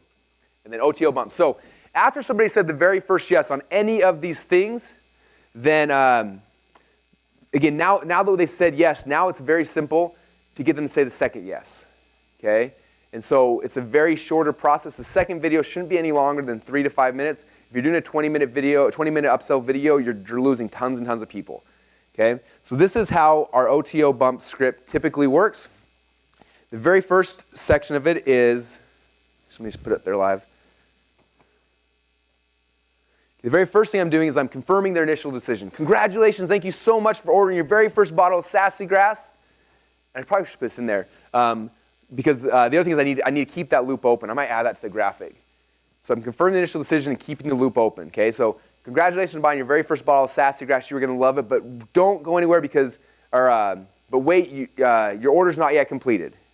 Okay, remember talking about that yesterday, 2 days ago, how if I close the loop, the conversions drop. So I want to keep that loop open, so I'm going to add that. And the second part of the script is like, before you go on, I want to find out if you'd be interested in, this is called the 3x, 2x, which basically stands for, I'm going to 3x results twice as fast. Okay, so you bought this because you're trying to get more healthy. I'm going to show you a really quick way to get 3 times the results, 3 times the results in half as long, twice the speed. Okay, so I'm usually and again this will tweak depending on if your upsell is not necessarily speeding up their process, but most good upsells are like you're going to take whatever they just bought to the next level, right? It's the next thing we talked about, right? So you just bought this thing. I'm going to show you how to do this better, faster, whatever. Okay, then I come back and now I have to come back to them. And I want to make them feel really, really good about the initial purchase. Because the worst thing an upsell can do, and I've seen this happen all the time, people are like, you just bought this thing, but it doesn't actually work unless you buy this next thing. Best way to make your customers want to kill you really, really fast, okay? And people do it all the time. It just drives me crazy. So I want to make sure that they realize that what they just bought was amazing. It is going to change their life like I told them initially. And so I want to confirm that. So you are one of the smartest people in the world. And the reason why is because you saw the value what Sassy Grass could do for you. You saw how the benefits. You saw it's going to help your family. You saw all this stuff. Okay, you're really, really smart, but I want to help you, but I want to ask you a question. How would you like to have me help you do it faster or better? Okay, or how would you like to have more information? How would you like to do whatever the next thing is, right? So I'm introducing that. And then I come back and I want to make them feel special, and they should feel special. And the offer you're making them on this page should be special. Okay, if they can buy the same, the exact same price somewhere else, that's not right. Okay, that's what we call these special one-time offers. One of the worst things I think you can do, and I've had 3 or 4 people ask me this weekend, like, I keep selling them my offers if they miss it. I don't do that because I feel like this is a special one-time offer that they get right now. So I make them a really good offer right now. And so I tell them this is an exclusive offer just for people who bought DotComSecrets Labs. This is an exclusive offer only for people who just bought Sassy Grass. I want them to feel exclusive. Like, this is the cool thing that nobody else is getting. And I like even going to the point of saying, like, in fact, if you go to whatever.com, you'll see I sell this normally for this price. But because you're here right now, I got this exclusive deal, this exclusive price, and you're going to love it. Okay, that's how you get your upsells to convert really well. Okay, then I transition over to what makes this upsell better. Okay, usually it's something that's going to make you get your end goal faster, you get better results, whatever it might be, whatever that next thing is going to do for them. This is what we kind of tell you. This is all the stuff that's going to get. And now I introduce what's the one thing the upsell is going to do. What's the one core thing of the upsell? Okay, very simple. So if you get this upsell, the one, like for DotComSecrets Labs, my big thing is like you were smart because you knew you needed faster to increase your traffic or increase your conversions. But the best way to increase your conversions or the best way to make more money is to start getting more traffic to your website. Okay, so I'm going to show you guys a way to get more traffic faster, better, easier. And that's what we're going to do. And so the one thing I'm going to show you guys right now is how to get more traffic through my new traffic program, whatever it is, right? I'm focusing on the one thing, and I kind of share this is what that one thing is. It's going to be more traffic. It's going to be better traffic. It's going to be, and I kind of explain what that is and why it's exciting and why they need it. Okay. Then after I introduce that one thing again, then I come back to future casting. Like, can you guys imagine what it's going to do for your business? When literally you're able to double as much traffic you get without spending any more time or energy or effort. Like, what will that do for you? Okay. How much more money can you make from that?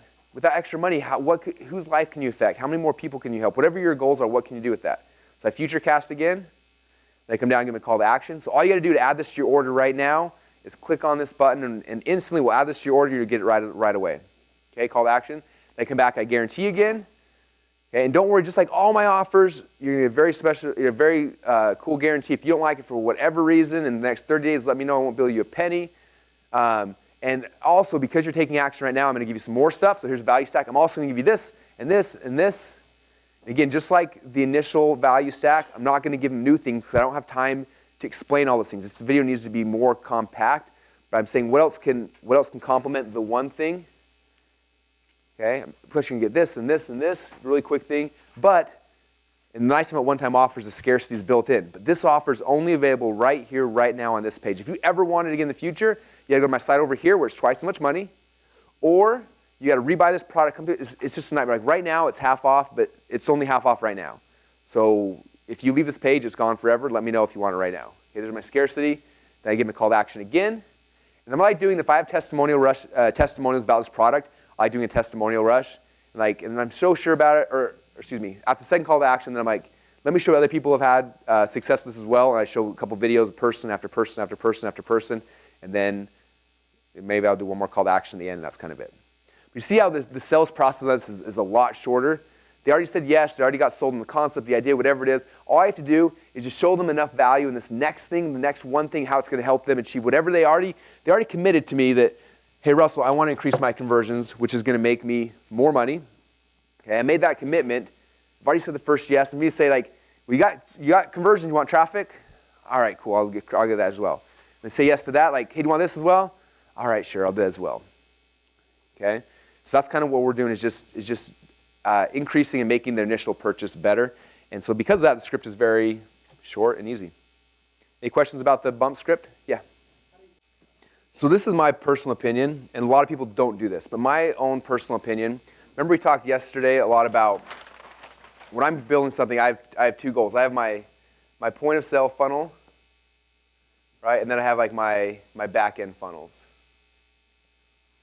Okay, so my point of sale funnel, my entire goal, like we said, you guys remember, is to break even, right? If I can break even my traffic costs, I just won here. So I'll have my front end, I'll have my OTO, whatever it is. Now for me personally, I hate tying continuity into any piece of this because continuity is either going to be a really, really, really good experience or really, really, really bad experience. So I personally hate tying continuity ever into the point of sale initial funnel. It always turns out bad for me. When I used to do free plus shipping, we always do forced continuity, it hurt. When I did upsells continuity, so I don't personally like that. Now, I would say half the people in my industry put continuity in here and they do it that way. I just don't like it. I think Anyway, that's my goal. My goal is just put $1 in and get $1 back out. Now over here, after we've gone, remember we talked about this earlier we were talking about we're buying traffic, we're trying to get somebody in initially, and we're doing like the best sales process we possibly can. But after we get them in, now they know us, they like us, they trust us, they have attractive character stuff. And from here, I like creating, again, my high ticket stuff I'm selling. I have a continuity program back here I'm selling. Things like that where I don't have to sell as aggressively as I do up here. It's more like, hey guys, here's this really cool thing I got. Come over here and buy it. It's my continuity program. And I don't have to sell as hard because, again, the attractive characters, they know me, they like me, they trust me. And people will know it's a continuity program because I'm selling a continuity program. I'm not selling a sneaky thing that's kind of getting them in. You know what I mean? And so that's kind of my personal philosophy. But like I said, I see tons of people who hook continuity and upsell and hook at different places. But I just, in the mastermind group 2 days ago or 3 days ago or whenever that first thing was, we talked a lot about, there's a book I read a while ago called The Ultimate Question. And the Ultimate Question, I remember I read this book back when we were doing all these like forced continuity, free plus shipping stuff, and getting all these people in continuity.